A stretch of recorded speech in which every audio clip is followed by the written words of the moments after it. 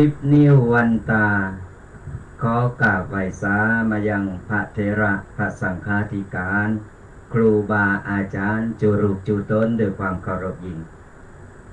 เจริญสุขเจริญธรรมจงบังเกิดมีแด่ท่านสาธุชนพุทธบริษัทจูผู้จูคนที่กำลังสดับหับฟังอยู่ในขณะนี้เจ้าวันนี้เราก็ได้มาพบปะกษัตริย์ญาติโยมได้มามากษัตริย์ญาติโยมกันแห่งข้างหนึ่ง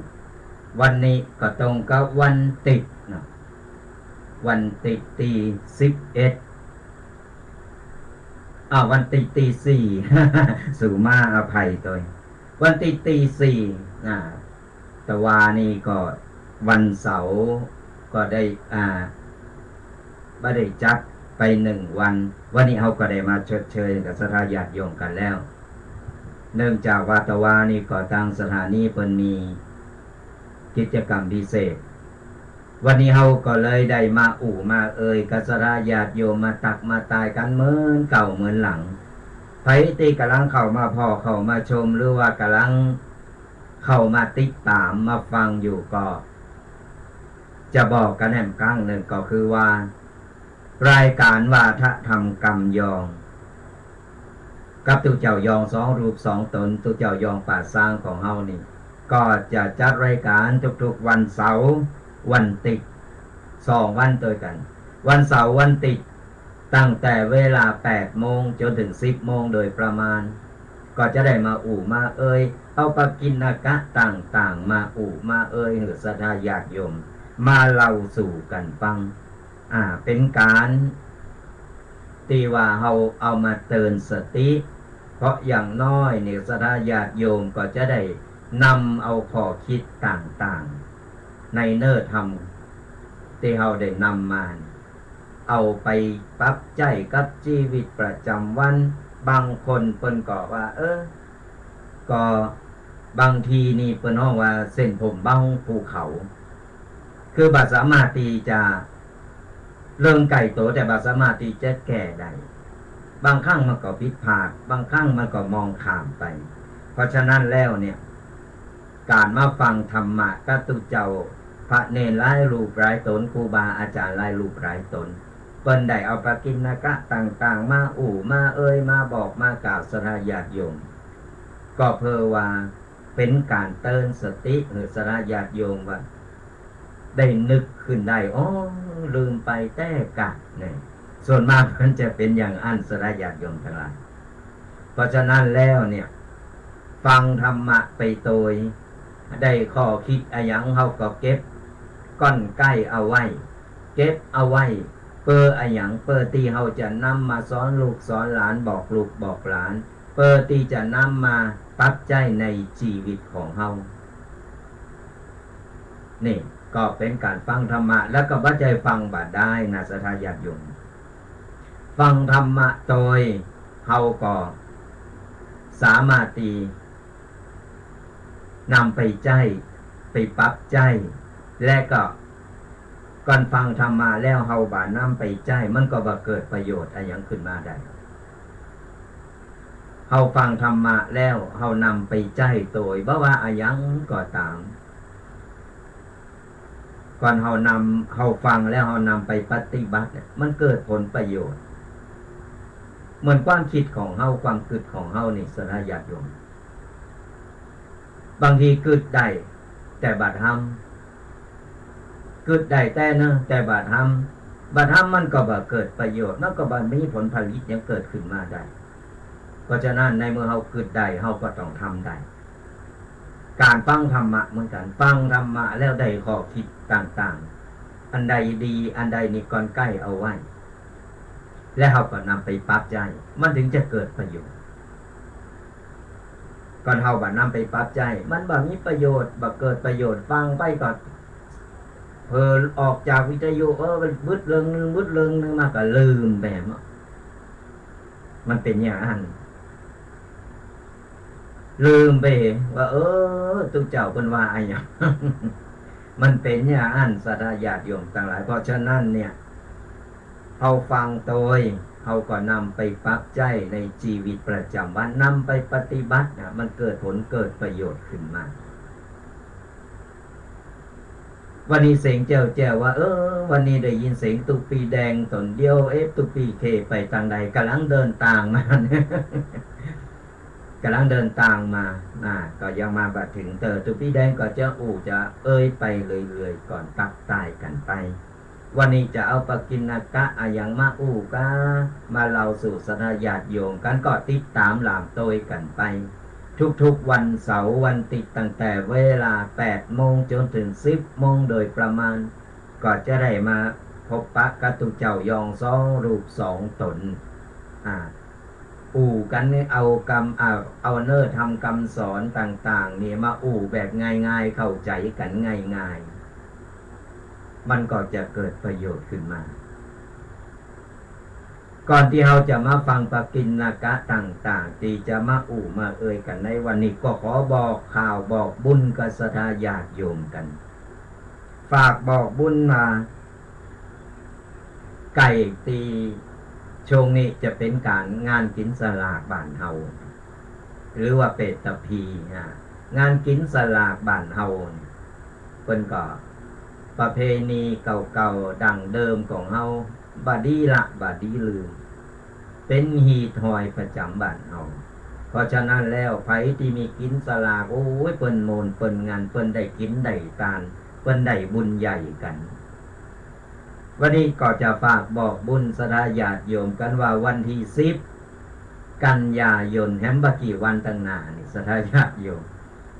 แฮมบะกี่วันนี่ไผที่อยู่ตั้งหลับปูนหรืออยู่เชียงใหม่บ่ไก่หมู่หิมก็ตามปากันมา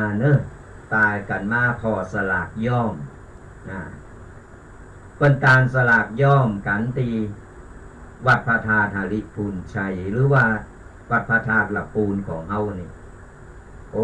มีหนึ่งเดียวในโลกนะตีอื่นบ่มีนะมีตีนี่ตีเดียวเปิ้นจัดใหญ่โตมโหฬารเปิ้นสวยงามกว่าเปิ้นจะตกแต่งนี่ใช้เวลาเป็นเดิน กว่าจะตกแต่งขึ้นมาได้เนี่ยสลากย่อมเป็นจังใดไผที่บ่เคยหันหรือว่าไผหันแล้วหรือว่าใครมาพ่อแหมป้าลูกป้าหลานมาวันที่10เนอะศรัทธาญาติโยมทั้งหลายมากันเจ้าหน่อยคนมันหนักมันหลายเนาะเขาจะมาเจ้าหน่อยก็จะได้มีที่จอดรถ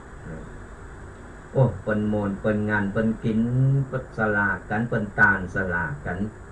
สลากย่อมเป็นอย่างใดเนี่ยก็มาพอกันต้องมาพอโดยตัวเองนะก่อนบอกมาพอโดยตัวเองนี่ก็บ่ฮู้จะอธิบายอย่างใดเนาะอธิบายไปก็เฮาบ่หันภาพเฮาต้องมาดูมาพอเองเป็นฮีทอยบะเก่าดั้งเดิมสืบทอดกันมาสลากย่อมหลับปูนมีตีนี่ตีเดียวหนึ่งเดียวในโลกเลยตีอื่นบ่มี1 ปีมี1 ครั้งก็ไปพอกันเนอะกินสลากย่อมตีวัดพระธาตุหริพูนชัยหรือวัดหลวงหลับปูนของเฮานี่มีวันที่10ที่จะถึงนี่และแห่งงานหนึ่งก็จะบอกบุญไปยังศรัทธาญาติโยมทั้งหลายกันว่า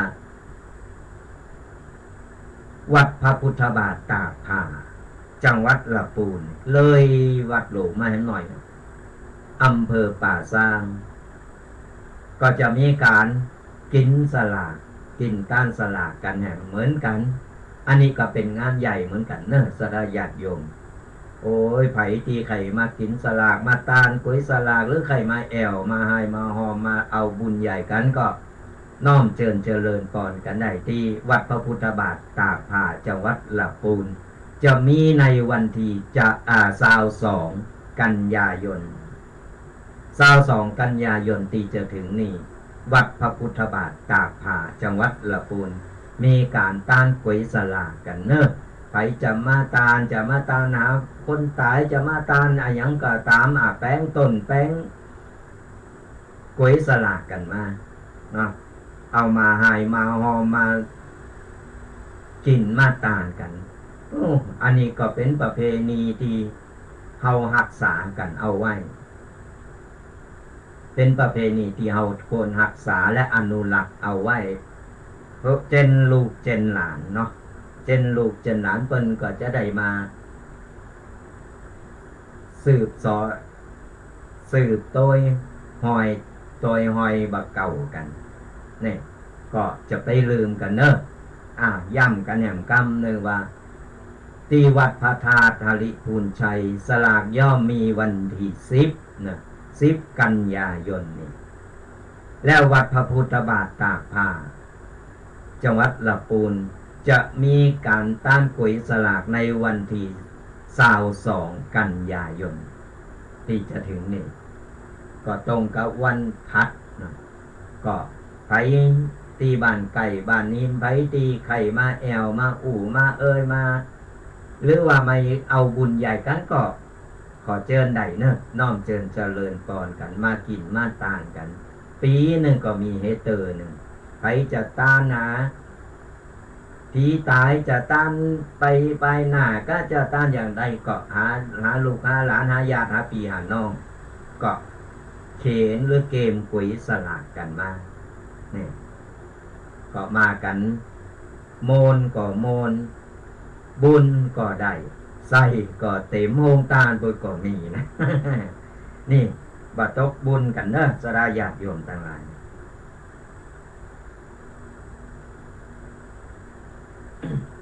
ก็บอกบุญฝากบุญไปกับสราญาติโยมกันแล้วและตอนนี้ก็ยังตีบอกสราญาติโยมทั้งหลาย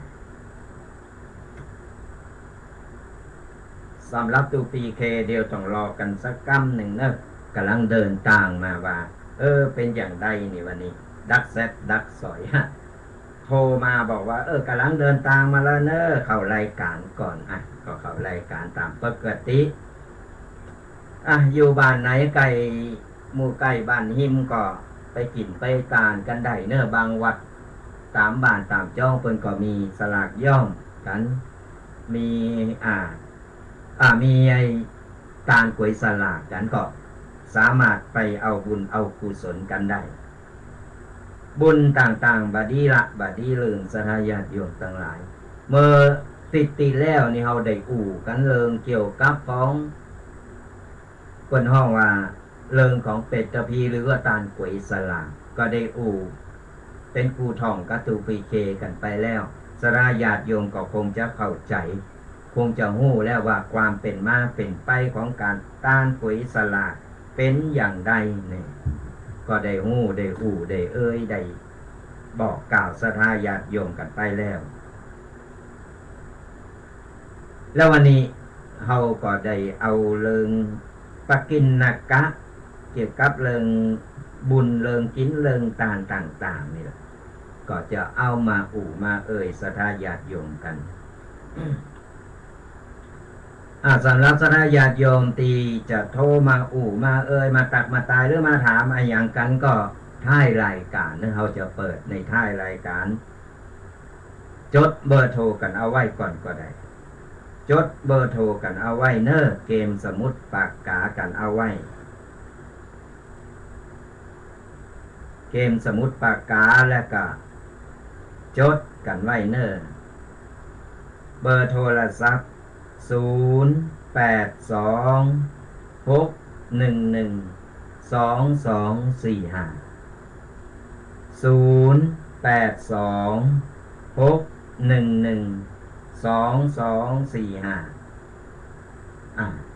ดตันก่อ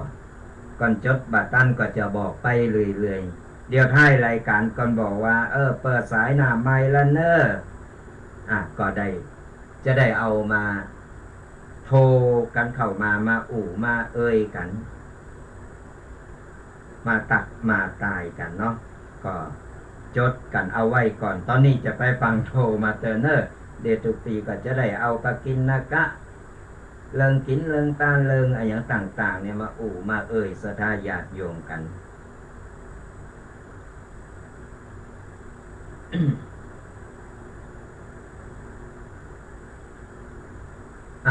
วันนี้ตุปีแดงจะเอาปกิณกะเกี่ยวกับเรื่องของ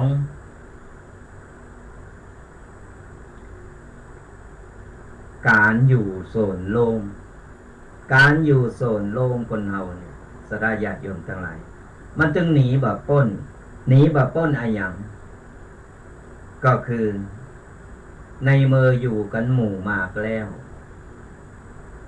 เอาอยู่กันในหมู่มากแล้วการกระทบกระทั่งการติฉินนินทาการนี่โอ้มันจึงหนีแบบพ้นมันจึงมีกูตีกูตามกูเจาะกูมุมมันหนีแบบพ้นแต่สลายญาติโยมทั้งหลายในมือเฮาเจอเฮาปะแล้วเนี่ยเฮาหนีแบบพ้นแล้วเฮาจะแก่อย่างใดเฮาจะทำอย่างใดกับคนที่เพิ่นชอบนินทาชอบว่าให้ชอบป้ายสีชอบจับผิดนินทาเฮานี่กูสิ่งกูอย่างบ่ว่าตุเจ้าพระเนรบ่ว่าไผก็ตามมันตึงหนีกำปากของคนบ่ได้เฮาเยดีแสนดีขนาดไหนก็ตามเฮาจะเยดีบ่ดีเวลาเฮาเยดีนี่มันบ่ใจพอมันบ่ใจจำก็ลองเฮาเยอย่างบ่ดีผิดพลาดไปอย่างก็ต่อธรรมโมสังโฆโพดโหบ้านใต้บ้านแต่เวลาเฮาเยดีเฮาทำมันอย่างดีขึ้นมาดักแซบก็ดึงดักแซบแล้วเฮาจะหลีกเลี่ยงอย่างใด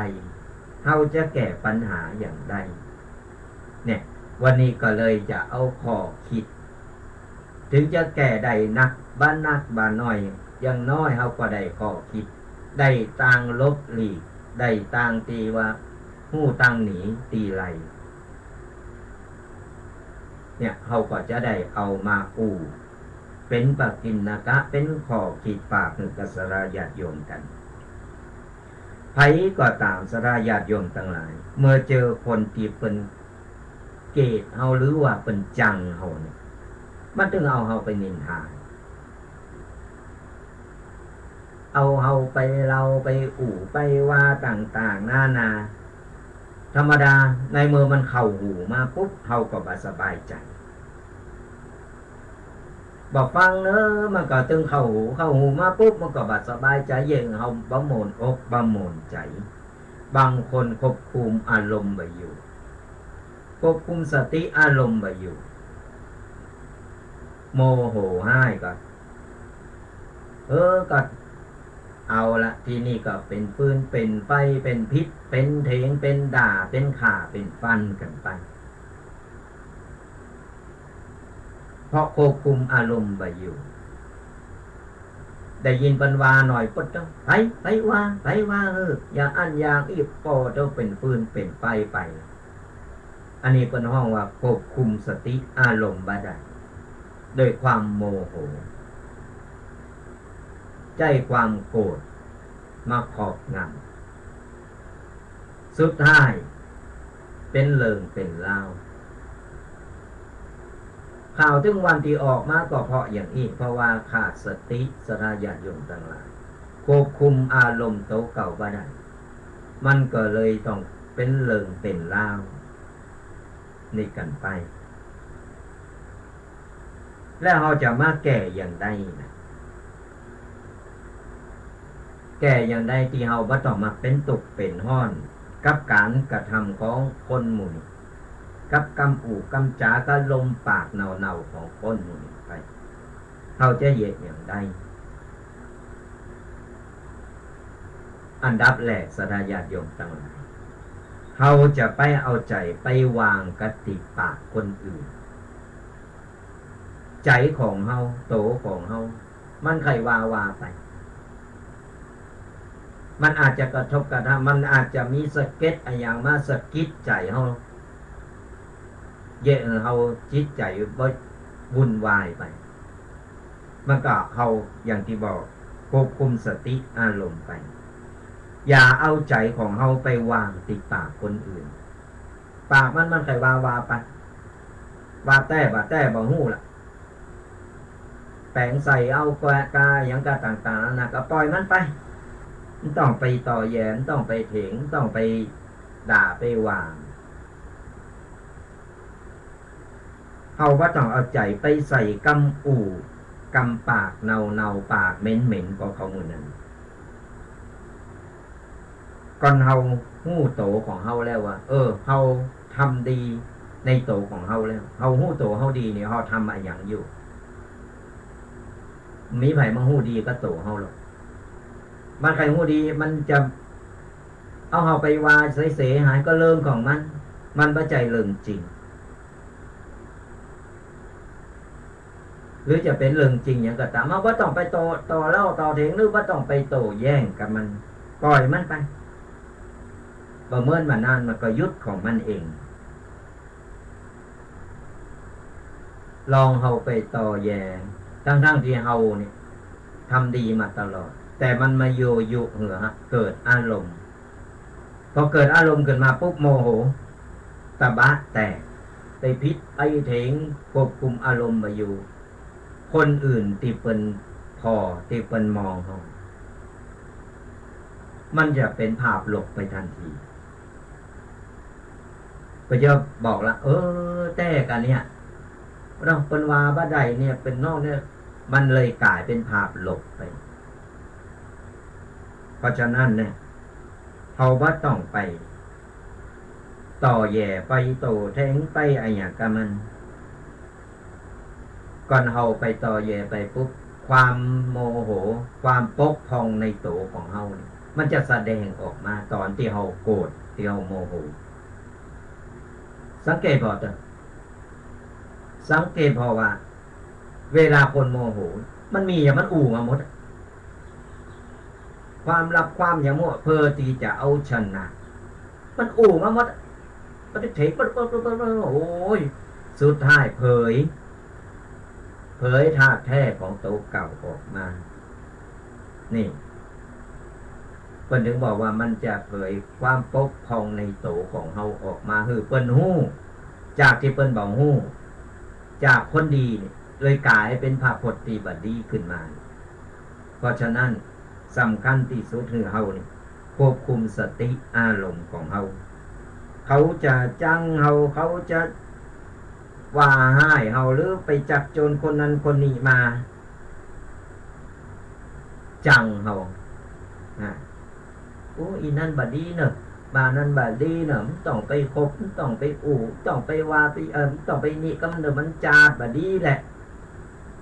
เฮาอยู่ของเฮาเฉยๆปล่อยมันว่าไปเถอะและสักวันหนึ่งเนี่ยไอ้กำอู่หมู่เนี่ยมันจะเข้าตูมันเอง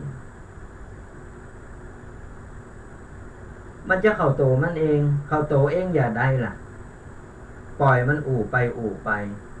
ไอ้คนที่ฟังน่ะบ่ใจว่ามันจะฟังแล้วเข้าข้างมันหมดนะมันฟังมันหอมกตัวบางคนมันเกิดได้โอ้อีนี่เป็นคนนิสัยอย่างอี้เนาะชอบเอาคนนั้นไปว่าคนนี้ไปว่าอย่างอี้เขาจะคบได้ต่อมันจะย้อนไปหาโตมันเองคนเอามันจะงาวกันมันไม่สะทายากอยู่บางคนเป็นยืนอู่กับเฮาเป็นยิ้มแย้มแจ่มใสแต่ในใจเพิ่งคิดอย่าได้เฮาไปฮู้เขาจะพอทะลุไปถึงในอกในใจเพิ่นว่าเพิ่นกำลังคิดอย่าได้กับเฮายิ้มแย้มแจ่มใสอู่กับเฮาเนี่ยแต่ในใจเพิ่นไปน้ำอย่างเขามีจิตใจคนนี่มันยังยากนะเพราะฉะนั้นเขาก็ต้องไปเผยความอายังต่างๆนานาถึงบอกว่าเขามีอายังตีขับแค้นใจอายังก็ตามเขาบาให้บาดีมันต้องเอาไปเปิดเผยว่าต้องไปปรึกษาอย่างเพราะว่ามันอู่กับเฮา2-2อู่นี่เนอะไปอู่ต่อเนอะมันใจอันอู่นี่หายนี่เนอะอติยำไม่เนอะก็เพราะอติยำไม่เนอะมันตีออกไปทางนอกคุณน่ะเวลาเตียวไปมันก็เลยโตยไปแหมเพราะฉะนั้นเนี่ยบ่ไว้ใจแต่กันบ่ใจว่าคนที่เฮาไว้ใจเขาต้องไปอู่ต้องไปเล่าเรื่องความลับไอ้ยังต่างๆนานาอยู่เพิ่นฟังแล้วไอ้หมู่ฟังเหมือนกันเนอะสระยัดอยู่ฟังเพิ่นว่ามีหู2หู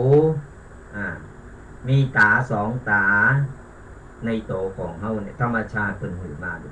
มีปากอยู่ปากเดียวเพิ่นถึงบอกว่าหือมันน้อยหน่อยบ่ต้องไปต่อความยาวสามความยืดไอ้คนฟัง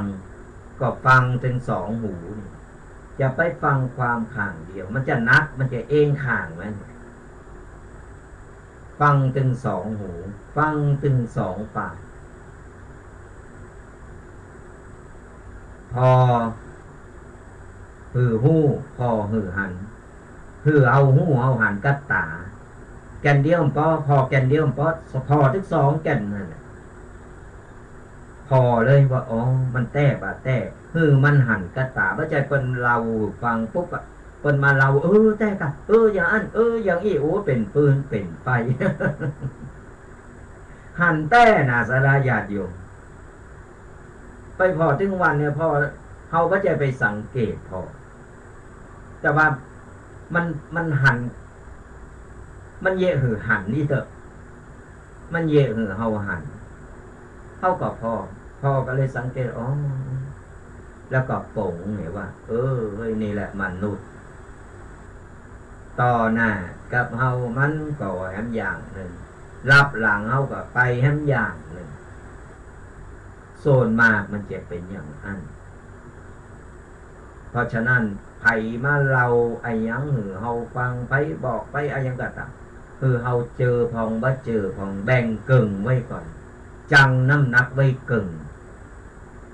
องค์พระสัมมาสัมพุทธเจ้าเพิ่นถึงบอกว่าอยู่สายกลางเดินอยู่สายกลางตลอดบ่ว่าไอ้ยังก็ตามเฮาแบ่งกึ่งจังไว้ก่อนและก็ใจดุลพินิจของเฮาใจในอวัยวะในร่างกายของเฮาเนี่ยพอแล้วก็สังเกตวิเคราะห์สมองของเฮามันมี2 สลาญาติโยมทั้งหลายเฮาเอามาวิเคราะห์หลังจากที่เฮาฟังมาแล้วฟังถึง2 หูนะบ่จะไปฟังหูเดียวข้างเดียวนะฟังความตั้งฟังถึง2 ข้างฟังเรียบร้อยเสร็จปุ๊บเฮาต้องพอก่อนพอหือหันก่อนหือหันก็ตาว่าแต้ก่อนแต้บาแต้แล้วก็เฮาก็เอาไปวิเคราะห์ในสมอง2 ซีกของเฮาไปวิเคราะห์พอว่าเป็นอย่างอี้เนาะมาจังน้ำหนักอย่างเรียบร้อยเสร็จปุ๊บเฮาก็ไกวออกมาตามที่เฮาฮู้เฮาหันตามที่เฮาวิเคราะห์เฮาเข้าใจแล้วก็จะไปต่อความยาวสาวความอยู่ปากคนมันมุมอยู่ติดอยู่ตั้งปากอยู่ตั้งหน้าของนี่นะสังเกตพอเถอะแต่มันยาวหรือปากกาเกินโตปากกานี่ใส่ปากกานี่น้ำมึกยังมีวันมดนะแต่ปากคนมันจึงบาดจบ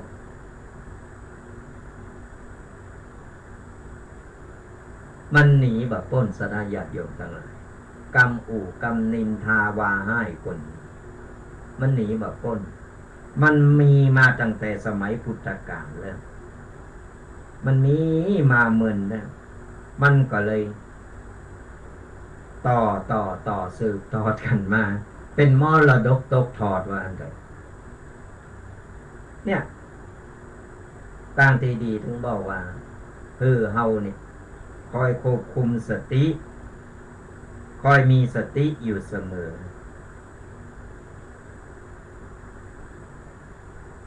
เฮาใจสติควบคุมอารมณ์ก็เฮาใจอารมณ์เป็นใหญ่ทำมันยังก็พังหมดทำอย่างมันจึงแบบนี้ดีขึ้นมาสลาญาติโยมลองพอดยิ่งสมัยประเดียวเศรษฐกิจก็ยังอากาศก็ร้อน ดินฟ้าอากาศลมฝนก็แปรปรวนพฤ ฝนตกบึดห้อนบึดหนาวบึดหมอกลงบึดมุสาลาพัดอย่างถือว่าเฮานี่เก่งเนอะสดาญาติโยมเฮาจงภูมิใจในโตของเฮานี่ว่าเฮาก็เก่งสามารถประคับประคองชีวิตและก็ร่างกายของเฮามาจนถึงป่านนี้เฮาผ่านมาหนัก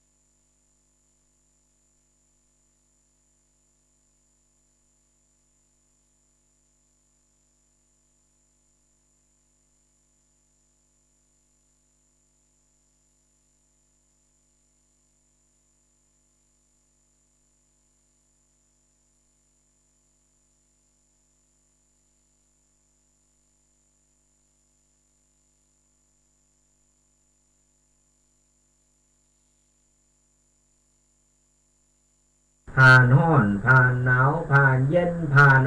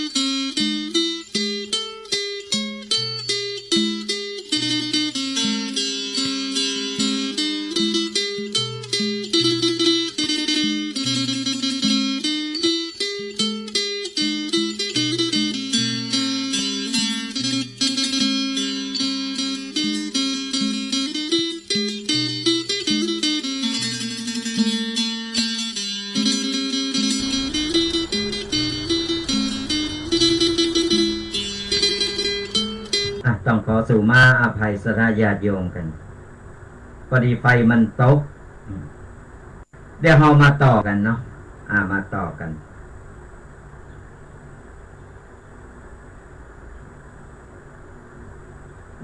เรื่องของการที่ว่าพระเจ้ายังอู่กันบัดจบนี่แหละการถ่ายทอดสดสราญาติโยมทั้งหลายบึดอันนั้นคึกคักเฮาก็บ่ฮู้ลงหน้าว่ามันจะเกิดอะไรหยังขึ้นเนาะต้องขอสู่มาอภัยกันตั้งสถานีโดยขอสู่มาอภัยกับสราญาติโยมกันโดยเพราะว่ามันไฟตกก็ดับบุกก็ต้องมาเริ่มอะไรหยังใหม่กันเพราะฉะนั้นก็ต้องขอสู่มาไว้โดยพระเจ้าอู่กันติดข้างกันเอาไว้เกี่ยวกับเรื่องของการตีว่าเฮาหนีปากคนแบบป้นหนีแบบป้นหนีอย่าได้แบบป้นก็คือมันอย่างตีบอกนั่นแหละมันมีกูตีกูตางจะมีหนักมีหน่อยต่างหากแต่มันมีแน่นอนมันมีเพราะว่ามันมีตึงคนหักคนจังเขาคนเดียวเนี่ยจะคือคนหักหมดมันจึงเป็นไปบ่ได้มันจึงมีคนหักคนจังคนหักเต่าพื้นหนังคนจังเต่าพื้นเสือเพราะฉะนั้นแล้วเราต้องทำใจเราบ่ต้องไปใส่ใจมัน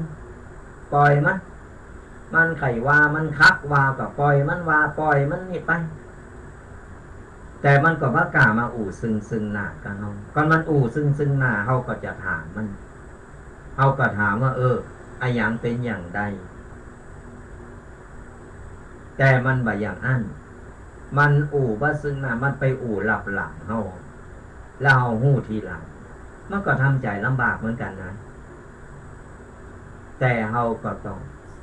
ระงับสติอารมณ์เอาไว้ระงับสติอารมณ์เอาไว้ก่อนว่าอย่างอันเนี่ยกำอู่มันเป็นลมเป็นแรงเป็นลมปากบ่ได้แต่ก่อนเฮาอู่ไปอู่มาก่อนเฮาไปเก็บเอากำอู่ของคนหมู่นั้นเอามาใส่ใจมันก็ทำให้เฮาเป็นตกทำมือเฮาเนี่ยเป็นคนกึดหนักใครเป็นความดันก็ความดันขึ้นเพราะฉะนั้นเนี่ยพยายามเอาธรรมะเข้าข่มเนอะสราญาติโยมเอาธรรมะเข้าข่มเอาไว้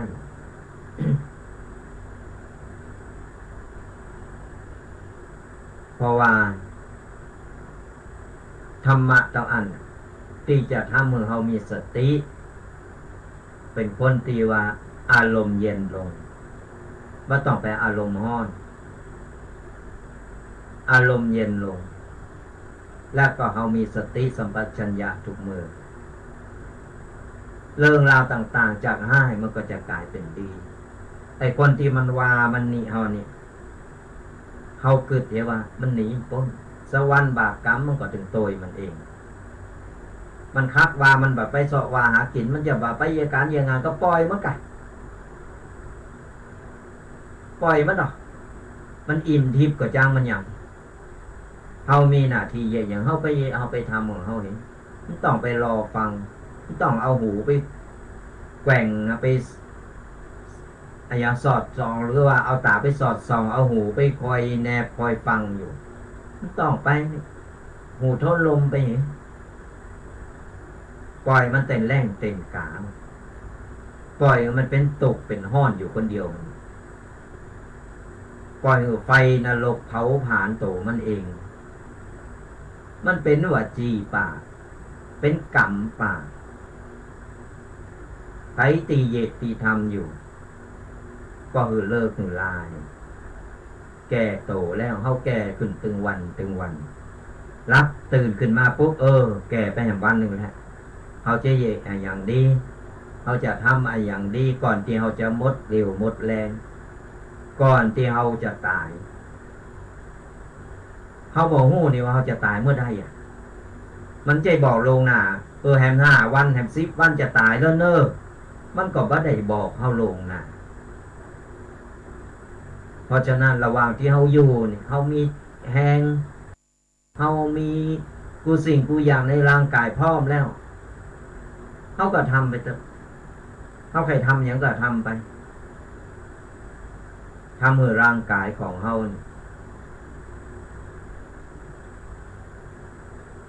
ทำเพอโตของเขา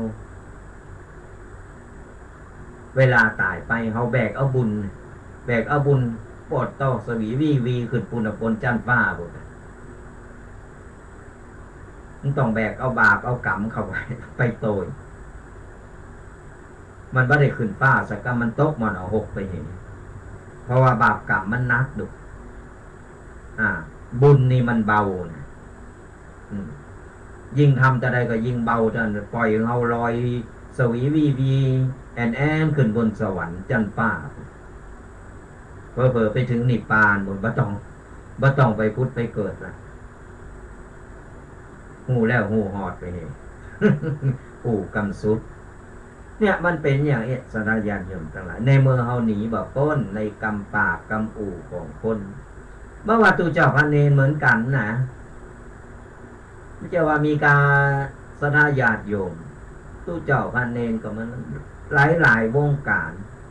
ในสังคมถึงวัน5 คน10 คนมันจึงมีอยู่ละคนหนึ่งตัวแน่นั่นว่าต่อ5 คน10 คน3 คนลองนั่งอู่กันเนาะลองนั่งอู่กันไปอู่กันมาอู่กันเรื่องธรรมดาอู่ไปอู่มาเราขวัญกันละคนนั้นก็เอาคนนี้มาเราคนนี้ก็เอาคนนั้นมาเราไปเรามาไผลุกก่อนคนนั้นจะโดนเราต่อนี่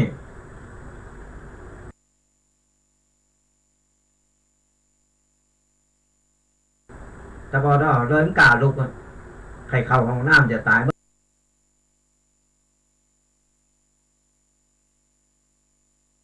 กล้าลุกเข้าห้องน้ำจ้าน่ะวายดังเพื่อจานแล้ว2 คนที่เหลือมันเอาละ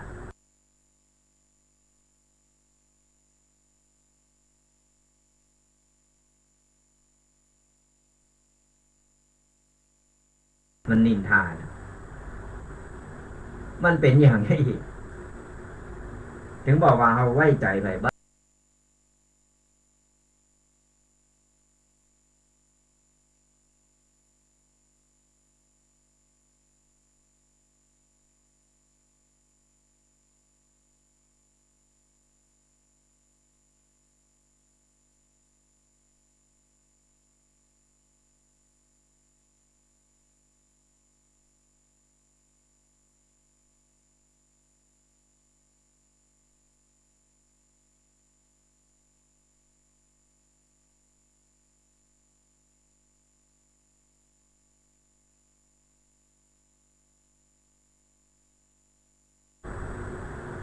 มันทำเหมือนเขาเป็นตุกบ่ได้เท่าขี่ขางนี่แหละมนุษย์คือเฮาปลงหรือเฮาปล่อยหรือเฮาวางผมต้องไปใส่ใจอย่างมันนักหนาปล่อยมันเถอะ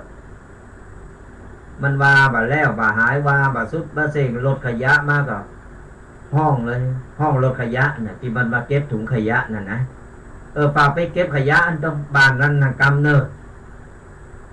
มันบ่ฮู้จักหมดจักสิ่งอีกอ่ะ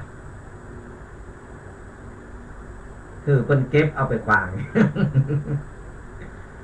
ก็มันหนีบ่พ้นน่ะหนีพ้นเฮาก็ต้องปล่อยมันไปจะมันต้องไปต่อแย่ฮู้ว่าเอานิ้วไปจิ้มไปจิแล้วโอ้อันนี้มันเหม็นเฮาก็ต้องไปนี่ต้องไปจิ้มไปจิมันน่ะต้องไปแตะต้องไปไก่ไปก่ายมันปล่อยมันไปเถอะเฮามีหน้าที่อย่างเฮาก็เยะของเฮาไปเนี่ยก็ฝากสรญาติโยมกันเอาไว้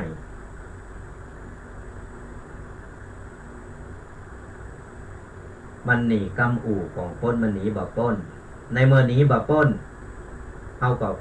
เอาหูทนลมปิดหูปิดตาปิดสมองเฮาปิดใจเฮาไม่ต้องไปหับหูล่ะปล่อยมันเรื่องของมันใครว่าเรื่องของมันปล่อยมันเฮาสร้างแต่คุณงามความดีของเฮาดีกว่าสร้างบุญสร้างกุศลกับเฮาดีกว่าพอเฮาถึงวันแก่โตมาถึงวันแล้วเฮาก็ปล่อยมันปล่อยวางนี่ของไอ้อย่างที่มันสะได้เฮาก็สะไปเฮาไม่ต้องไปแบกมากกูสิ่งกูอย่างอันนั้นก็แบกอันนี้ก็แบกเฮาก็นักอย่างเดียวเลยก็ฝากเป็นข้อคิดกับสราญาติโยมกันวันนี้ก็เลยปล่อยมาคนเดียวตนเดียวตุปีเครถติดอยู่ก็มาบัดใดก็ว่าเป็นยังก็จะประคับประคองกันไปประคับประคอง2 ชั่วโมงก็จะจะกับสราญาติโยมกันไปเนาะ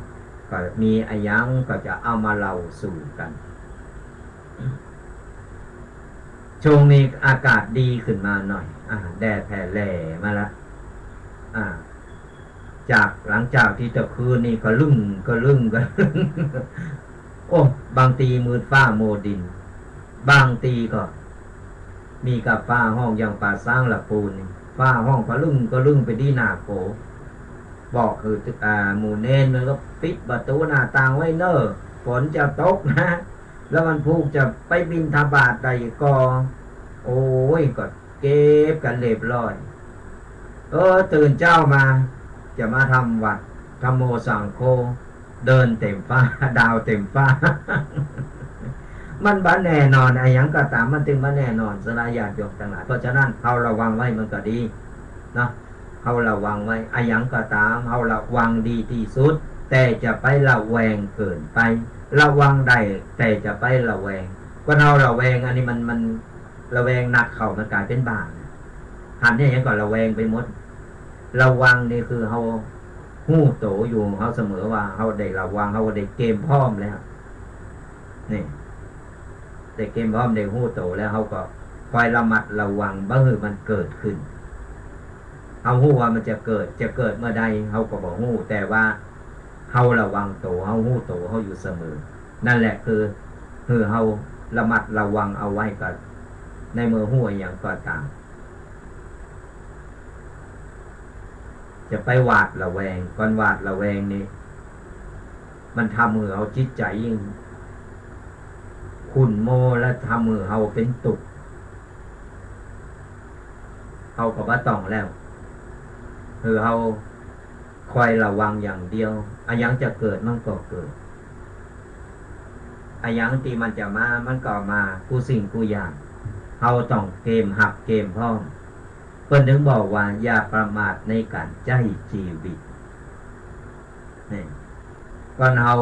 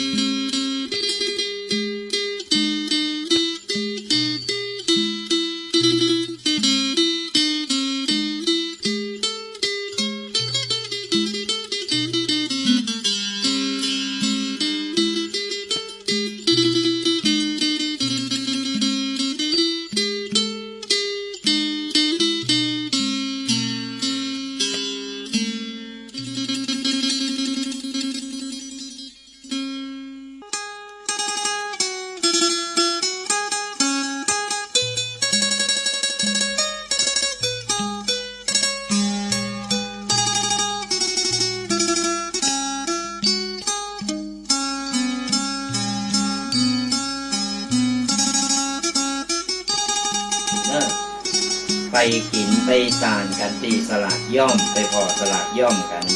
เนาะ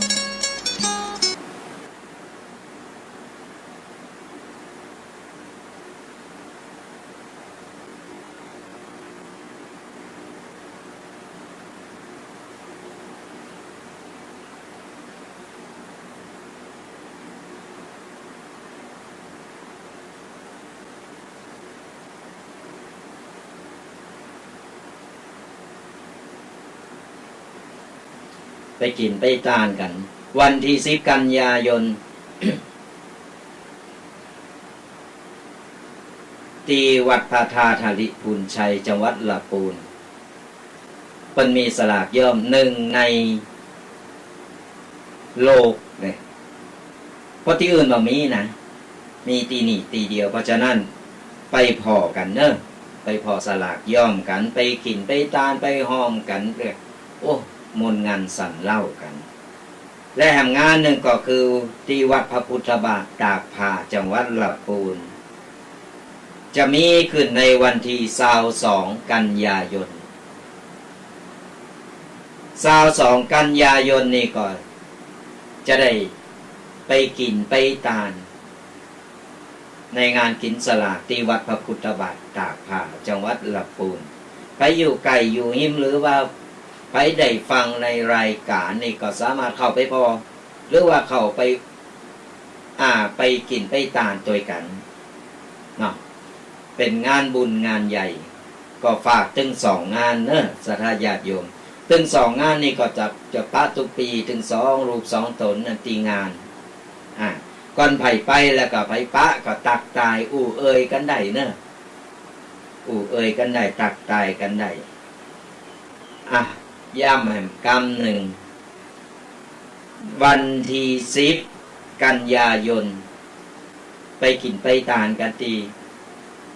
วัดพระพุทธบาทวัดพระธาตุธาริพูนชัยไปกินไปตานไปพอสลากย่อมกันในวันที่10 กันยายน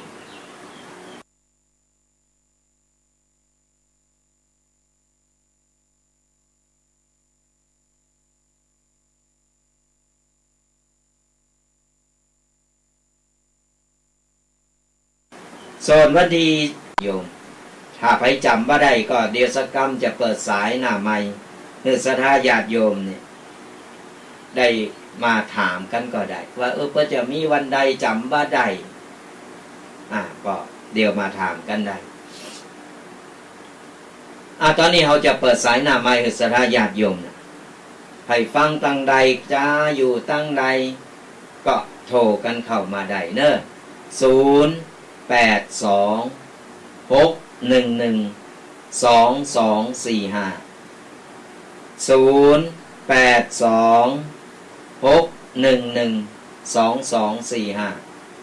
ก็สามารถโทรมามามาตักมาตายกัน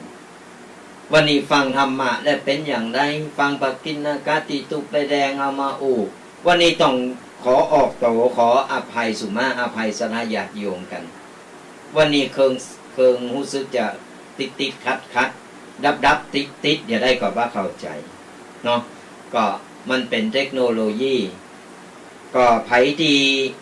มีความรู้เกี่ยวกับในห้องสตูดิโอนี่ก็ประชาสัมพันธ์เนี่ยก็คือเข้ามาพอหน่อย ช่วยเข้ามาพอหน่อยเพราะว่าสลาบางคนที่นี่เพิ่นก็บ่เข้าใจเรื่องเทคโนโลยีในห้องสตูดิโอก็ไผที่พอจะมีความรู้พอจะแก้ไขได้ก็เข้ามาหรือติดต่อเข้ามาได้ตีวัดโมงน้อยหรือตามเบอร์โทรก็ได้ก็สามารถโทรเข้ามาเนอะรับสายก่อนเนาะเจริญปอนโยมจุนเป็นไงก็ยุคหนูยุคค่ะแล้ววันนี้ท่านจะคนเดียวหรอคะวันนี้รูปเดียวทุกเคมาไม่ทันแล้ววัดที่มีงานอยู่ตรงไหนนะคะเป็นชื่อวัดอะไรไหมนะวันที่อะไรวันที่10เป็นที่ไหนคะเนี่ยวันที่10 วันที่10นี้วัดพระพุทธบาทตากผ้าเลยวัดม่วงน้อยไปหน่อยหนึ่งวัดพระพุทธบาทตากผ้าลำพูนแล้ววันที่22ที่วัดพระธาตุหาริพูนชัยเป็นสลากย้อมพอดีว่าในเมืองก็มีงานเยอะว่าคุยกันว่าจะไปดีไม่ไปดีเนาะจะไปอยู่แต่ว่าจะไปถึงนะเพราะว่าวันที่โยมจุนอยู่วันที่จิตไม่มีค่ะแต่ว่าจะไปทำบุญอยู่ทำบุญออกมาปั๊บจะไปมาทำบุญมาทางนี้ก็ได้มาทำบุญทางนี้ก็ได้หรือจะเอาใกล้บ้านก็ได้เอาที่สะดวกเนาะวันที่10ก็ทุกวัดเขาจะมีงานอยู่แล้ววันที่10ค่ะจะได้ไปอยู่เพราะว่าต้องออกจากวัดนี้ก่อนได้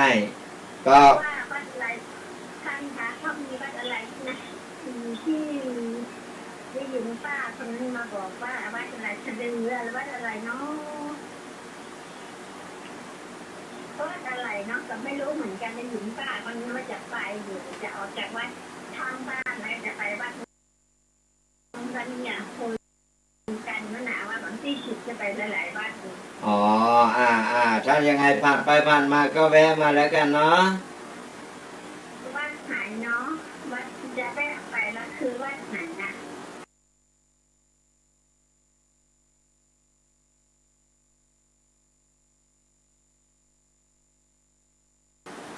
วัดม่วงน้อยหรือวัดสะพุงน้อยวัดม่วงน้อยมีงานด้วยพอถึงถ้าวันนั้นคงอาหารคงจะได้เตรียม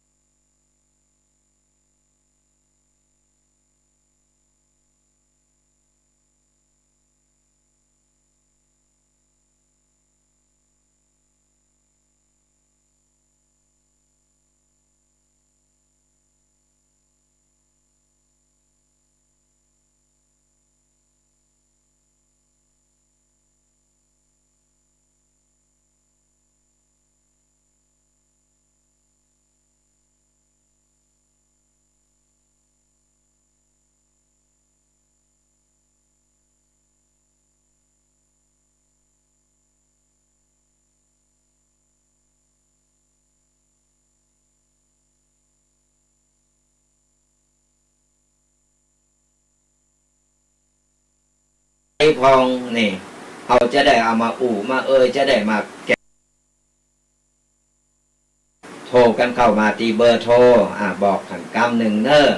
082-611-2245 ไผพอตั้งใดฟังตั้งใด ฟังทาง Facebook ก็โทรเข้ามาได้ว่าฟังทาง Facebook เนอะทางไลฟ์สดเนอะหรือว่าทางช่อง YouTube หรือว่าไปฟังทางวิทยุคืนไหนก็สามารถตีมามามาบอกกันได้ว่าฟังชัดว่าชัดอย่างไรเขาก็จะได้มาปรับปรุงกันเพื่อตีจ้าหรือศรัทธาญาติโยมเนี่ยได้ฟังกันแบบชัดเจนและบาเสอารมณ์ในการฟังก็โทรกันเข้ามาได้เนอะไปที่กำลังมาฟังรายการใหม่อยู่กำลังเข้ามาฟังอยู่หรือไปยังบ่เคยฟังก็ติดตามหลังตัวกันได้ขออนุญาตรับสายก่อนนะเจริญปอนเจ้าเจ้าฟังอยู่นะเจ้าฟังอย่างตั้งใดจ้าใกล้ๆสารกลางมาแล้วแฟนพันธุ์แท้อีกแล้วเป็นได้วันนี้ฟังแล้วเป็นได้พองกุ๊กกักตั้งแต่เริ่มมาแล้วเนาะกุ๊กกักเนาะอยู่ที่ขาดหายคงจะเป็นที่เกี่ยวกับอะไรอย่างนี้ทำการใส่สัญญาณนะคะมันนี่แหละมันเวลาจัดสดมันเป็นอย่างนั้น อากาศมันก็ว่าอากาศสมมุติมัวสมมุติคุณครับก็น่ากับบางทีบางทางเขาก็บอกฮู้มาหาเนี่ยดีแล้วตีมาบอกเนาะว่าเขาก็จะได้แก้ไขปรับปรุงเขาจะเอาอย่างใดเนาะดีละไปเริ่มไปกินไปตามกันเนอะตะกี้บอกพวกคุณนั้นคุณยายคนนั้นบอกสับสนเนี่ยบอกกินเจ้าวันที่4ถ้าวันวัดพระธาตุเขานี่ใจท่านไปบอกเป็นวัดบุตรบาทใจวันนี้มาคนเดียวมันก็เลยเป็นอย่างไรนี่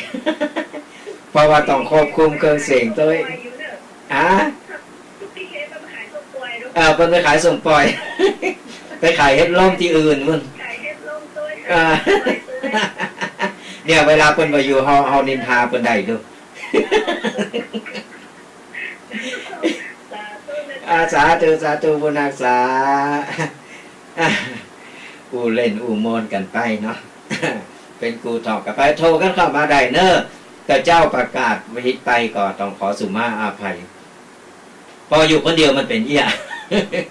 อยู่ตนเดียวนี่มันถึงไหนจะควบคุมเครื่องเสียงโน้นไหนจะควบคุมอันนั้นอันนี้ต่างๆนั่นน่ะก็บอกเป็นอย่างสุมาอาภัยบอกกันใหม่บอกกันต่อว่าวันที่10 กันยายนนี่ไปกินไปตานกันตีวัดพระธาตุหริพูนชัยเนอะเปิ้น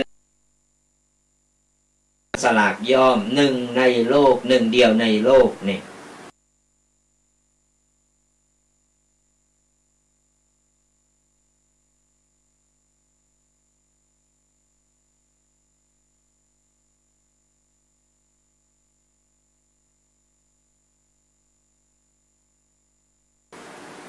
ไปกินไปตานกันนึงต่างประเดียวนี่ไปพอเตอะผ่านไปผ่านมาโอ้เป็นดีเป็นงาม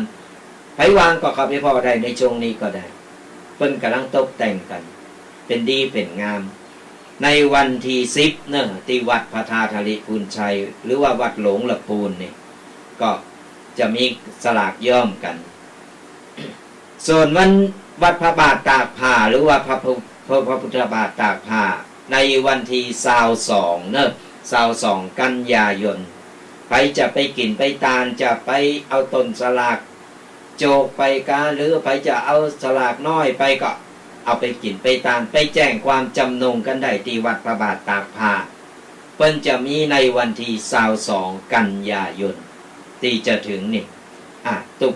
จะไปปะตุปีถึง2 รูป 2 ตนที่หั่นไว้ ก่อนไปปะก็ตักตายเนี่ยตุปีแดงมาเอาเศษไปเศษหนึ่งเด้ออีกเล่นโมนกันเนาะก็โทรกันเข้ามาได้เนอะ082611245โทรมาตักมาตายมารายงานกันวันนี้เด็กเพิ่นบอกว่านาสารกลางเพิ่นว่ากุกกักตั้งแต่แรกต้องขอสู่มาอภัยกันโดยบ่ฮู้ว่ามันเกิดเหตุอะไรอย่างขึ้นเนาะเป็นการไล่สดเป็นการถ่ายทอดสดมันก็ธรรมดาเหตุการณ์มันก็เกิดขึ้นชีวิตคนเฮาก็เหมือนกันสนะญาติโยมชีวิตคนเฮาก็เหมือนกันถึงวัน บ่ฮู้จะอาจจะเกิดอะไรยังขึ้นวันใดเมื่อใดก็ตามเพราะฉะนั้นอยากจึงบอกว่าตอนต้นรายการบอกว่าจะไปประมาทในการใช้ชีวิต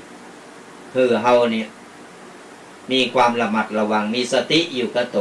มีสติสัมปชัญญะอยู่ในโตเสมอเพราะว่ามันก่อนเกิดเหตุอย่างขึ้นมาได้ปุ๊บเฮาก็จะสามารถที่ผ่อนนักกลายเป็นเบาได้เพราะเฮาได้ระวังโตแล้วเฮาเบาได้ประมาทสติสำคัญที่สุดจะไปใจอารมณ์ก็เฮาใจอารมณ์มันมีแต่เรื่องแต่ราวมันแยกเฮาเป็นตุกบ่ได้เพราะฉะนั้นแล้วเนี่ยก็ทุกๆวินาทีว่าอย่างก็ตามมันเกิดขึ้นได้เสมอคือเราระมัดระวังกันเอาไว้ก็อูเอ่ยกันไปเนาะสระญาติโยมตลาดยังมีเวลาเหลืออยู่เนอะตอนนี้ไปใครอูอายังไปใครรายงานอายังหรือว่าไปฟังอยู่ตั้งใดนี่ก็โทรกันเข้ามาได้เนอะ0826112245หลังจากจบรายการแล้วเนี่ยตุปีก็จะได้เดินทางไปทางดอยสะเก็ดนะวัดท่าลู่อย่าบอกหูต่างเถอะนะว่าเพิ่นไปทางใด ต้องอาศัยโซเฟอร์เพิ่นแล้วก็พี่จีนะ GPS นะไปจะไปทำธุระพอดีญาติโยมจากสมุทรปราการเพิ่นฝากของมาเอามาลงไว้ที่หันที่วัดท่าลู่เนี่ยไปอยู่ดอยสะเก็ดก็โทรมาบอกมากล่าวว่าอยู่ตั้งใดจ้านี่เดี๋ยววันนี้หลังจากจบรายการแล้วก็จะเดินทางไปดอยสะเก็ดละก็ไปอยู่เท่านั้นก็ตัดตายกันเข้ามาได้เนอะหรือไผว่ามาแวะนี่เนอะจะเล่งเพลนก็ จะได้แวะไปฝากต้องก็ตัดตายกันเข้ามาได้เนอะ0826112245ก็ตักตายกันเข้ามาว่าใจฟังอยู่ว่าได้ปล่อยตู้เจ้านั่งอู่อยู่คนเดียวนั่งเขาก็บอกหูว่าเปิ้นฟังหรือเปิ้นรับ เพราะฉะนั้นแล้วบอกกล่าวรายงานกันเข้ามาได้ฟังชัดบ่ชัดฟังอย่างใดหรือพอทางช่อง YouTube หรือ Facebook ก็ติดตามกันเนาะ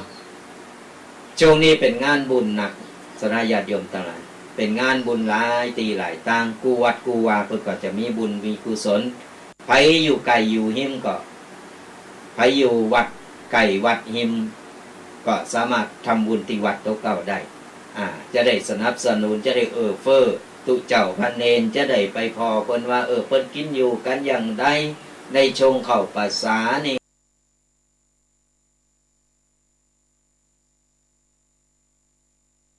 เนนบ่ใจไปปล่อยปะละเลยเมากับไปที่วัดอื่นติ๊กวัดโตเก่าละหมองสอกตอก เฝ้าว่าเฮาแล้วเฮาก็สามารถที่จะไปถามสารทุกข์สุขดิบเพิ่นต้องการอะไรยังเพิ่นขาดเหลืออะไรยังเฮาก็สามารถที่จะไปจุนเจือไปเฟ้อไปอู่ไปอย่างน้อยนี่เพิ่นก็จะได้หายงอหมายเหงาเพิ่นก็จะได้มีกำลังใจเนาะสำเตอตูเจ้าตูป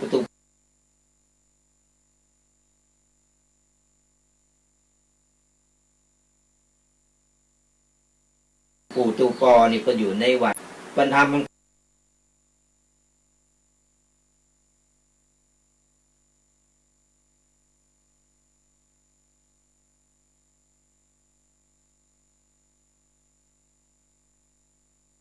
ก็ดีบางทีไปเมารถกันไปเก่าวัดเก่าว่าก็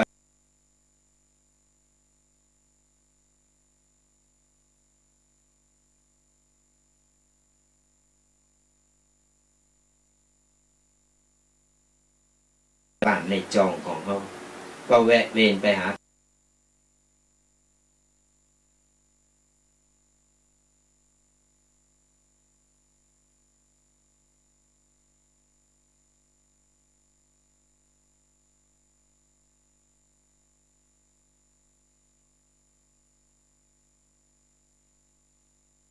ดูแลคนตีบานตัวครอบครัวของเราจะไปทำบุญตีไหนก็ตามอย่างน้อยเนี่ยต้องดูแลพ่อแม่ของเขาก่อนเพื่อพ่อแม่ของเขาได้กินข้าวกินปลาให้ก่อนแล้วเขาค่อยไปนั่นแหละบุญกุศลเกิดขึ้นจากบ้านแล้วสดาญาติโยมบางคนบ่มีพ่อบ่มีแม่หรือว่าพ่อแม่หลักจากไปแล้วเนี่ยเขาก็ทำบุญทำกุศลหือเพิ่นเป็นแสดงความกตัญญูหือเพิ่นอย่างวันเปตพีหรือว่าวัน12เต็งตานไปหาเพิ่นตานก๋วยสลากตานโกเผาตานอะไรอย่างกระตามที่เพิ่นหักเพิ่นกินเพิ่นชอบอะไรอย่างตอนเพิ่นอยู่ยังอยู่นั่นเฮายังข้างคาใจอยู่เฮายังบ่ได้เอาหือเพิ่นกินหรือว่าเพิ่นใครกินใครด้อยใครเพิ่นไปเข้าฝันกาอะไรอย่างกระตามนั่นแหละ12เต็งเป็นวันเปิดนรกเพิ่นจะปล่อยคือไอ้หมู่ญาติพี่น้องที่ล่มหายตายจากนั้นได้ลงได้ออกมาหับเอาของได้มาหับเอาของที่เอาได้ทำบุญไปหาเพิ่นก็จะได้หับในช่วงนั้นเป็นการเพิ่นเฮาว่าเป็นบุญใหญ่เป็นบุญมหาการอันใหญ่เฮาบัดนี้ละบัดนี้ลืมจื้อเขนจื้อเพิ่นน่ะเขนเหือเรียบร้อยนะสนะญาติโยมว่าจะไปบอกกำปากสำเตอทุกเจ้าเพิ่นก็กังหลายเตอหลายอันหลายอย่างอ่านผิดถูกนะมั้งเขนไปเลยเพิ่นกำได้กำเส้นสลากได้เพิ่นก็จะได้อ่านจื้ออ่านนามสกุลตามนั้นบางคนเบิกไปตามปุ๊บเขียนมาตามตุเดี๋ยวบอกคือกำเนเดี๋ยวจะบอกคือเนอเนี่ยตุเจ้าประกอบกังไอ้คนตามประกอบกังกับคนต่างกังกับโอ้พดไหนเป็นไหน มันสุนสานอุ่นอ่านมันต้องฟังต้องทำเวลาเหมือนกันนะการอ่านเส้นสลากเนี่ย ต้องทำเวลาพอๆต้องตึงตุเจ้าพระเนนตึงสถาญาติโยมนี่ลนโจยโตยหาเส้นโตยหาตีนังกันบางคนก็เข็นตีนังพิษถูกสับเตอร์เข็นตีนังน้ำตีกับย่าแบมตีตุเจ้าก็ล้นโตยหาโอ้ยดูตุเจ้า พอแตกพอปัง มันก็โมนะเป็นห้องว่าบุญสร้างสรรค์บุญบันเทิงมันโมนมันเป็นบรรยากาศที่สร้างความ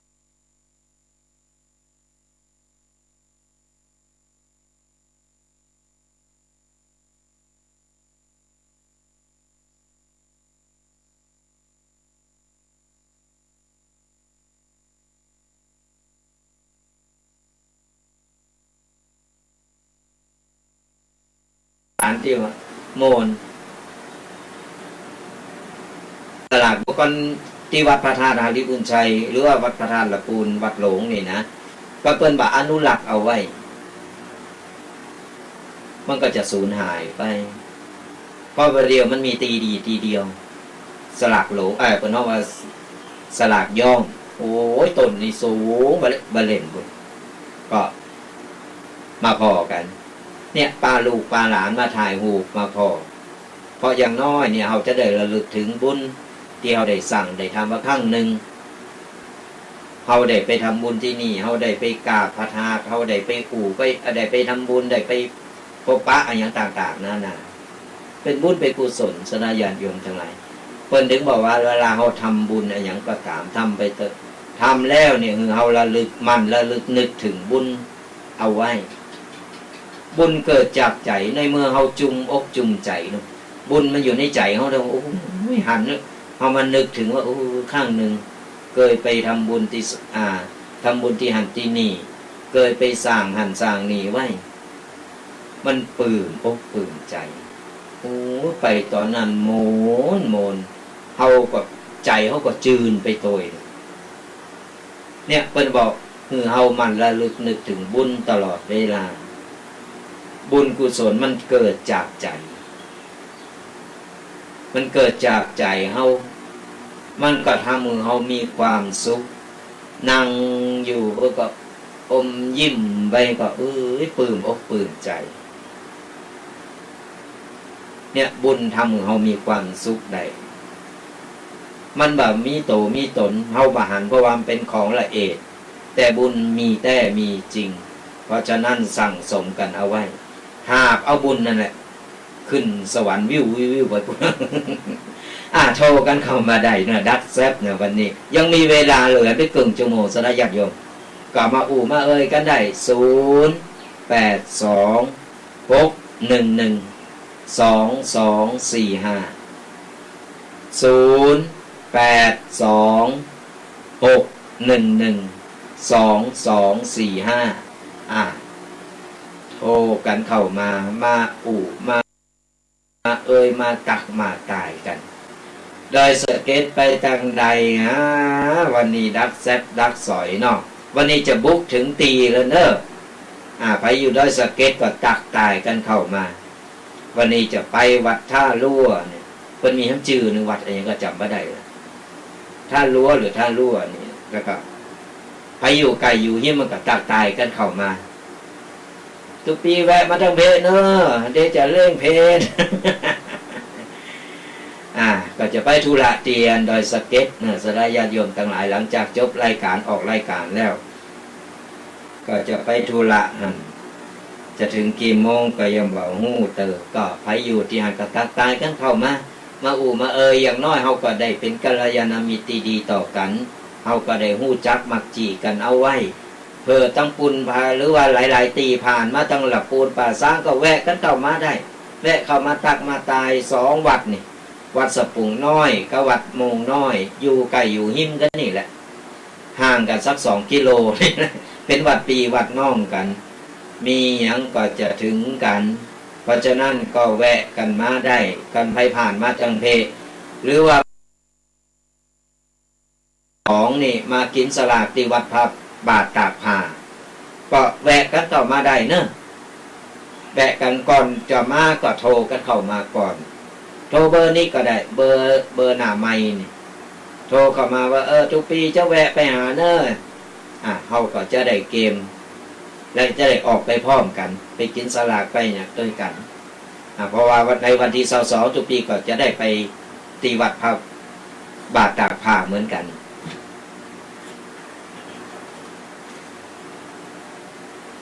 ก็โทรกันเข้ามาได้นะ0826112245วันนี้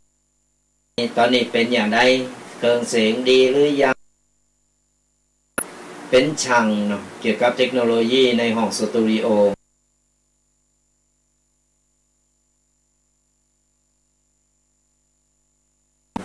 ก็ตีเบอร์หน้าไมค์ก็ได้0826112245จะได้มาเช็คพอนกำหนึ่งว่า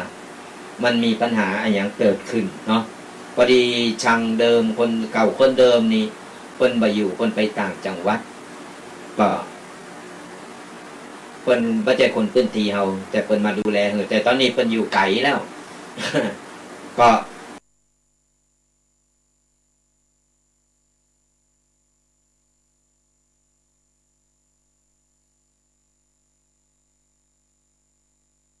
ติดต่อกันเข้ามาใครมีลูกมีหลานก็แนะนำกันเข้ามาได้เนอะที่วัด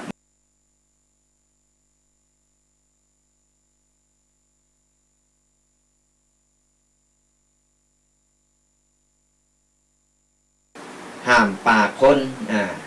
ว่า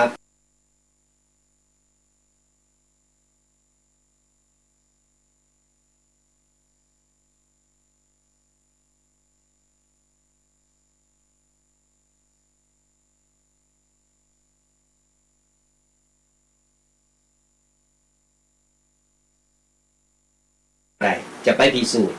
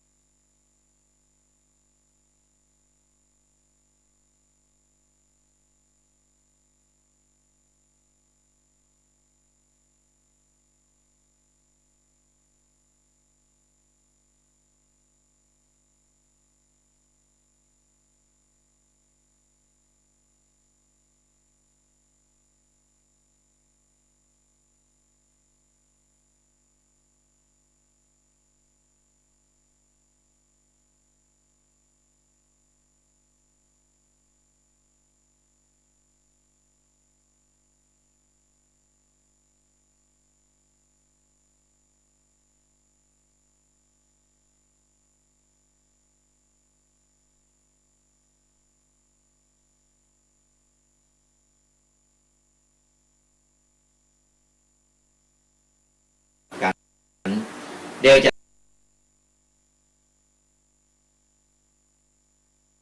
มาได้ว่ามาได้หรือว่าได้ในวันที่8ที่จะถึงเนี่ยวันพัดนะตรงกับวันพัดในสระญาติโยมทั้งหลายก็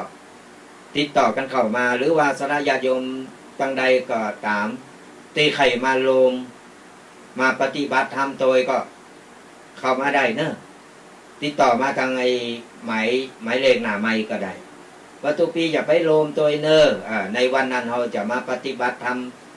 กราบสติปัฏฐาน4แล้วก็เดินจงกรมทุกปีจะไปเป็นพระวิปัสสนาจารย์เองเนาะก็ทุกปีได้ผ่านการอบรมมาจากวัดจอมตองก็ผ่านมาตั้งแต่ปี58แล้วก็ใจมาเรื่อยๆแล้วกันในวันนั้นก็จะเอามาสอนหรือเอามาบอกคือกับสระญาติโยมมานำท่านสระญาติโยมมาปฏิบัติกันก็ขอน้อมเชิญเจริญพรกันได้เนอะที่วัดสะปุงน้อยวันที่8นี่มีการทำบุญการหาหลวงปู่ครูบาในวันที่8ตอนแรกจะมีการแข่งกองหลงกันโดยไปวางก็แวะกันเข้ามาได้ ก็ฝากประชาสัมพันธ์กันไปตัวเนอะโทรก็เข้ามายังมีเวลาเหลืออยู่สระญาติโยมต่างหลายเฮาก็จะตุปีก็จะไปเรื่อยๆนี่แหละไปกินนากะต่างๆนานา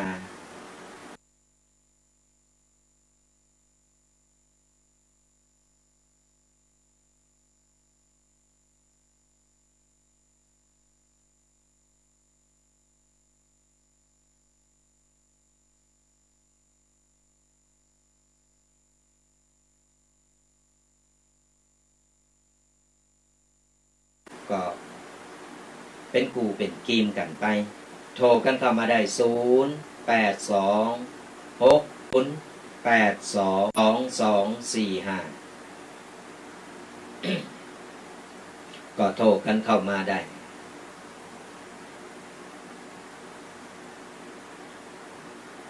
ไปที่อยู่ดอยสะเก็ดเนอร์ก็ตักตายกันเข้ามาฝนฟ้าอากาศเป็นอย่างไรพองทางดอยสะเก็ด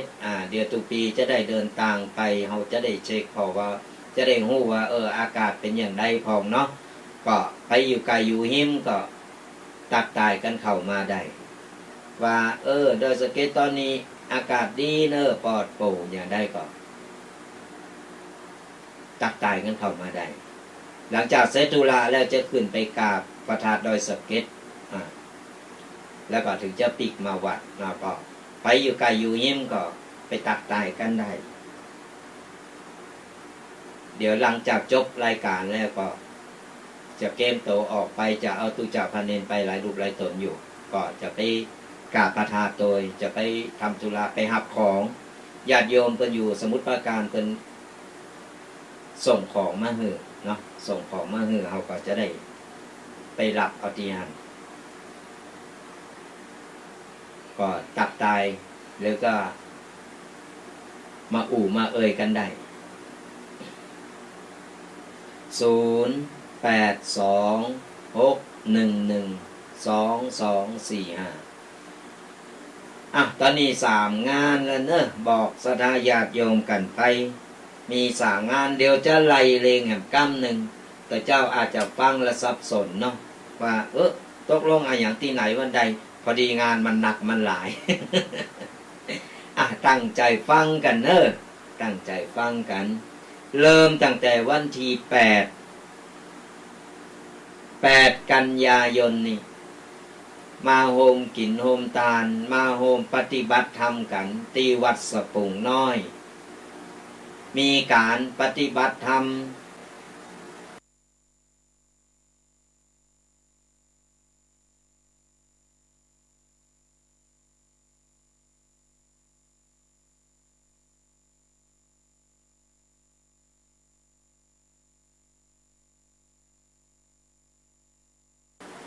กรรมฐานและตอนแรกนี่ก็จะมีการแข่งของโหลญาติโยมหมู่ไก่หมู่หิมบันไก่มา กินสลากย่อมหรือว่ามาตานสลากย่อมกันในวันที่10 กันยายนที่วัดพระธาตุลิพูนชัยจังหวัดละปูนหรือว่าวัดหลงละปูนนี่มากราบพระธาตุเสร็จแล้วก็มาชมความงามของสลากย่อมมากินมาตาลไผมีกล้วยสลากแป้งกล้วยสลากมากก็มาขอเส้นที่วัดมาติดต่อคณะกรรมการที่หั่นเอาเส้นมาโลมมาโฮมกันก็ติดต่อกันได้เนอะในวันที่10 กันยายนหรือวัน12เป้งนั่นแหละง่ายๆวันที่10วัน12เป้งนั่นแหละวันคำไปสะดวกจะได้กลับไปกันได้เนอะที่วัดพระธาตุลิพูนชัยในวันที่10 กันยายนและแห่งงานหนึ่งก็คือที่วัดพระพุทธบาทตากผ้าจังหวัดละปูนเลยวัดโมงน้อยนี่ไปหน่อยนึงก็จะถึงวัดพระพุทธบาทตากผ้าจังหวัดละปูนเพิ่นมีการตานก๋วยสลากกันในวันที่22 กันยายนนะไผไข่มากินมาตานไข่มาแปงก๋วยสลากมาตานหาคนตายตานหาไหนก็ตามก็มาติดต่อกันได้แปงก๋วยสลากมาแล้วมาขอเซ็นมาติดต่อคณะกรรมการที่วัดพระบาทตากผ้าได้นะมาติดต่อก็ขอเซ็นจากคณะกรรมการกันได้โดยตรงเลยนะมากินมาตานมาโฮมบุญกัน3 งานตัวกันเนอะ3 งานตัวกันก่อนไผสะดวกตั้งใดวันใดก็สามารถแนะนำหรือว่าสามารถจับจุงกันมาได้มาเอาบุญเอากุศลมาเอาบุญใหญ่กันถึง3 งาน3 ตีวันที่8 วัดสะปุงน้อยวันที่10 วัดพระธาตุลิพูนชัยวันที่22 วัดพระบาทตากผ้านี่3 งานไผสะดวกหรือว่าไผไข่ไปถึง3 งานก็เอาตีสะดวกว่าเนาะเอาจิตศรัทธากับศรัทธาญาติโยมกันที่วัดพาที่วันที่8นี่ที่วัดสะปุงนี่มีการปฏิบัติธรรมกรรมฐานสวดมนต์สวดมนต์เสร็จก็เดินจงกรมนั่งสมาธิกับปฏิสถาน4เนี่ย โดยจะมีทุกปีเป็นพระวิปัสสนาจารย์เป็นพระอาจารย์ที่จะคอยดูแลแนะนำศรัทธาญาติโยมอยู่หันเนาะก็มาปฏิบัติธรรมตัวกันในวันที่8 กันยายนตรงกับวันพัดที่จะถึงนี่ก็มากินมาตานกันมาโฮมกินโฮมตานมาปฏิบัติธรรมกันแล้วก็ตอนแรงนี่ก็มาพอเพิ่นแข่งกองหลงอันนี้เขาก็อนุรักษ์เอาไว้เหมือนกันพอหลงทั้งสะปุงน้อยนี่เพิ่นอนุรักษ์เอาไว้มันก็หายไปหลายตีแล้วอย่างวัดโมงน้อยนี่ก็มีเหมือนกันกองหลงจากก่อนนี่ไปทางใดนี่โป้เจ้าเพิ่นปอกโขนึกถ้วยรางวัลนี่เต็มวัด แต่พอมดรุ่นกันไปปุ๊บบ่มีไผตีเหลือกระกองแล้วประเดี๋ยวนี้เหลือกระถ้วยก็กองอยู่เนี่ย เพราะฉะนั้นบ่มีไผสืบทอดหาคนตีก็ยากมีไผสืบทอดก็เลยเอาเก็บเขาเป็นพิพิธภัณฑ์ไป ถ้วยรางวัลนี่ก็อยู่เต็มนี่ประเดี๋ยวนี้สะปุงน้อยเพิ่นมาแห้งสะปุงน้อยนี่เพิ่นก็หลงเพิ่นสนับสนุนกันเพิ่นเลยจัดถึงมีการแข่งของหลงในวันที่8นี่ก็มาแอวกันได้มากินมาตามกัน 3 งานเนอะฝากศรัทธาญาติโยมกันไปสะดวกวันใดสะดวกตั้งใดก็ตักตายกันเข้ามาได้เบอร์โทรหน้าไม้นี่ก็ได้จำง่ายดิกันบอกหลายเบอร์เดี๋ยวศรัทธาญาติโยมงงไปหมดตกลงจะเอาเบอร์ไหนแน่ตุ๊นี้ เอาเบอร์นี้เบอร์เดียวเลยเพราะว่ามันติดโตตุปีอยู่ตลอดเวลาโทรมาก็ติดโทรมาก็ได้รับทันทีเลย0826112245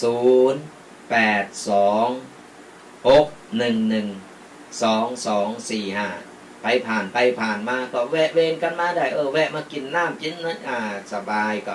เข้ามาได้เนอะ แวะมาพอวัดพอว่าถึง2 วัดเป็นอย่างไรมามามาตักมาตายหู้จักกะไว้มันโมนมันงันหรือผ่านมาตะเวทุกปีจะแวะไปกินข้าวสักมื้อเนอะก็มาได้นะแจ้งลงหน้าก่อนนะ ก่อนมาแจ้งลงหน้านี่มันบัดกันนะมีกันน้ำอย่างเดียวมือกิน ก็แวะมาตักมาตายมามาพักผ่อนกันได้วัดก็ลมเย็นเป็นวัดน้อยก็จริงแต่ว่าก็ลมเย็นพร้อมที่จะต้อนรับศรัทธาญาติโยมกัน ก็เข้ามากินมาต่างกันได้หรือว่าเข้ามาพักผ่อนมาแวะเวียนมาพอห้องสตูดิโอวัดมงน้อยเป็นอย่างไร ก็มากันได้เนอะยังมีเวลาเหลือให้หน่อยก่อนมีโทรศัพท์ก็โทรกันเข้ามาได้เดี๋ยวสักกำหนึ่งก็เลย10 นาทีก็ถ้าบ่มีไผโทรก็จะได้ปิดสายหน้าใหม่กันเนาะจะได้ปิดสายหน้าใหม่ทุกปีก็จะได้เดินทางกันไปดอยสะเก็ดวันนี้จะไปดอยสะเก็ดไปกราบพระธาตุตัวไปธุระตัวก็โทรกันเข้ามาได้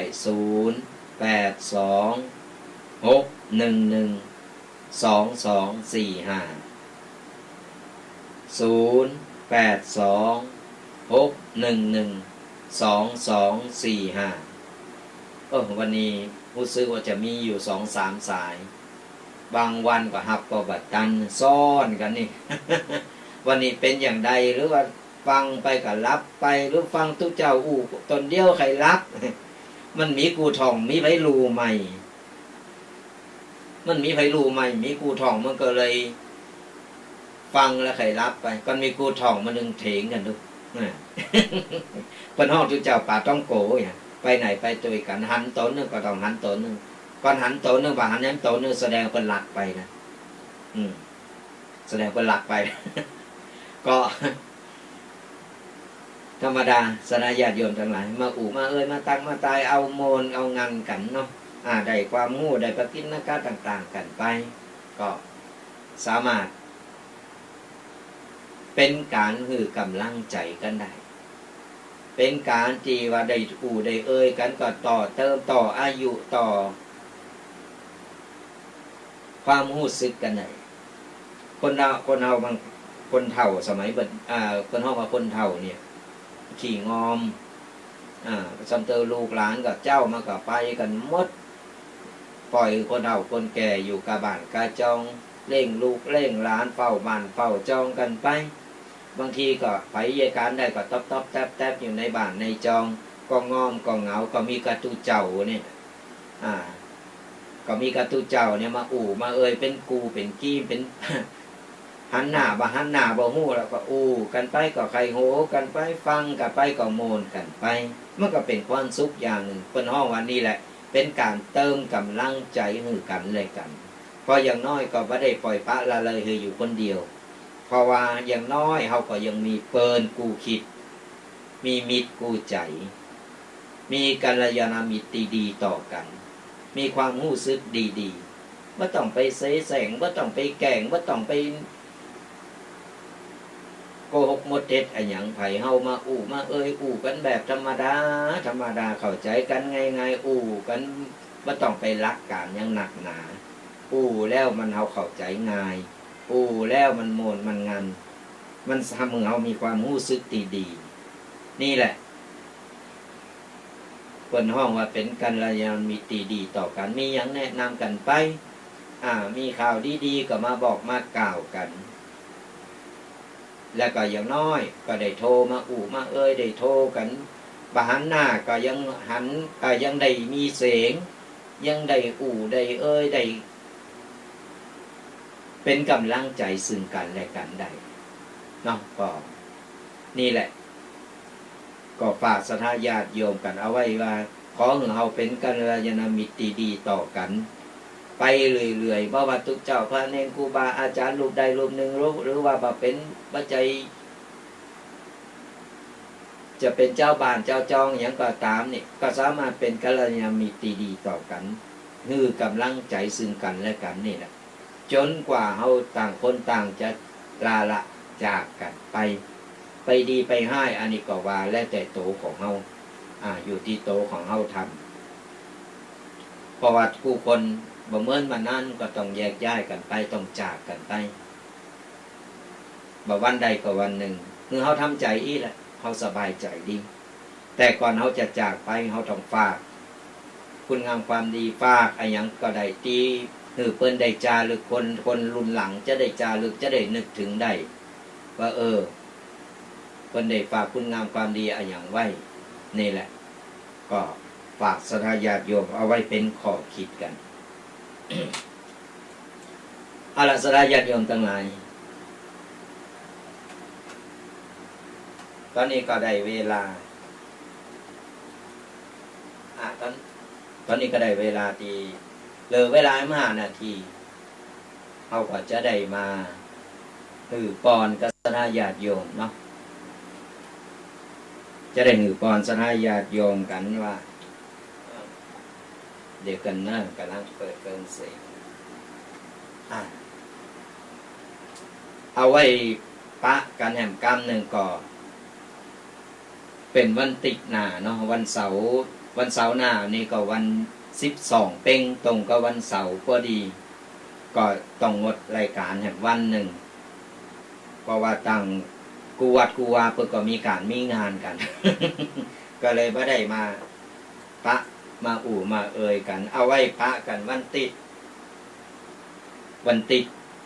ตี11เนาะ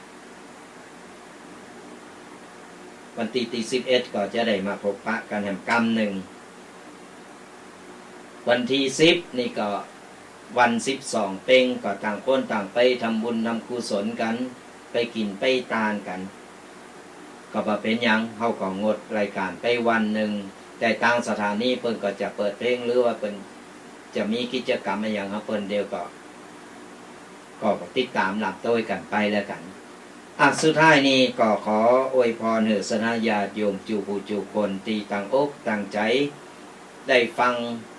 รายการธรรมะดีๆหลายๆรายการมาตั้งแต่ต้น